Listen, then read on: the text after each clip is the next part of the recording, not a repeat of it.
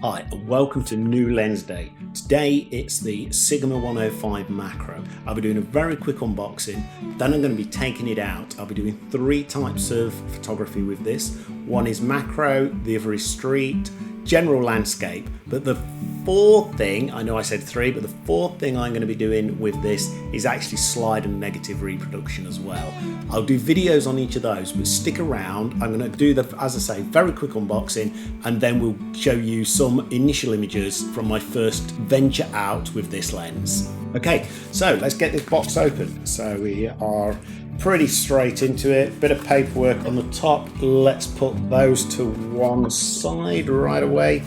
Take the box protection off. We have a strap for the holder. We have the instructions. We don't need those right now. We have 2 lens hoods with this. All right, just have a quick look at this. We have the 35mm lens hood for a full frame, and we have the APS-C sensor lens hood as well. I'll just attach those in 1 second. Let's really get the lens. I'll put the box down. Let's get that out of the way, and let's open up the lens. Brilliant carrying case. I now have a couple of those. I've got one with my 100-400 as well. Just get rid of that. And here's the actual lens itself, spotless. It's a beautiful weight. We've got the obligatory different zoom ranges, which on my Sigma 100-400 is absolutely invaluable. We've got that here as well on the macro. We also have the autofocus and the manual focus. We also have the image stabilization. We can switch that off, or we can have the 2-dimensional, the horizontal and vertical, and we can have the single dimension if we go to option 2. I've got a USB docking station as well for Sigma, so I'll attach this and just make sure it is up to date on the latest one before venturing out. Right, so lens hood number 1 for APS-C, put that on, and then you can put the actual lens hood on it, the full one, and that gives you the APS-C lens hood. So that is absolutely brilliant. So if you've got a full frame, just disconnect, take off the APS-C one, and just put on the lens hood for full frame. Absolutely as simple as that. Absolutely brilliant. Right, enough of my waffle. Let's get out and see what this lens is all about.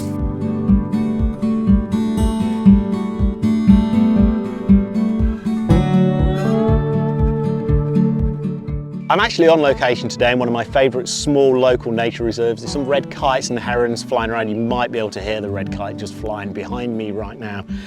So in my first test for this, I've noticed this scene. The dew on the reeds is absolutely stunning. I'm going to zoom in here on these particular water droplets on here, and I'll have a little bit of a look around. We also have a few trumpet flowers. There's one just down here by the edge of the path, and there's some up inside the reeds as well. So I'll take a few images here just on the initial. I'll test the aperture both open and closed, and let's see how that goes. Please enjoy these following few images, the first ones that I've taken with this new lens.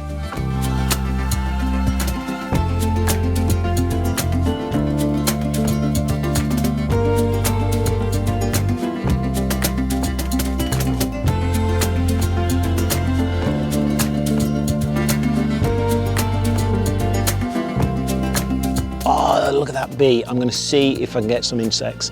They're pretty quick in and out, so let's see if we can get any of the insects as well as just the trumpet flowers themselves.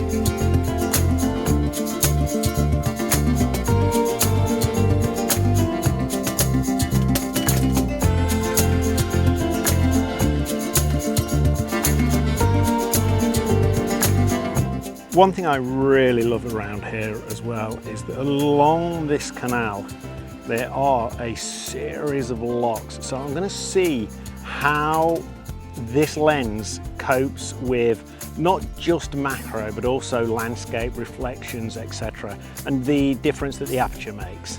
So let's take a look at those images now.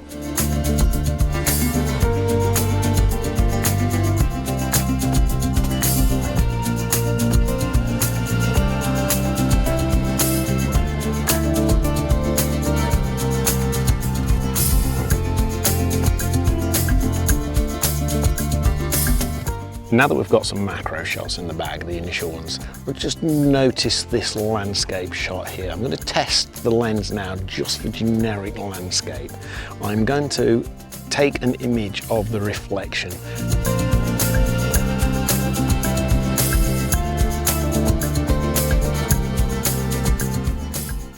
So what are my initial thoughts on this lens? First of all, I do love this lens. On location, for macro photography, absolutely fantastic. The other advantage is that it's got a lower f-stop or aperture setting than my zoom lenses that I'm normally using on location, which means that I can get a good bokeh effect in the background.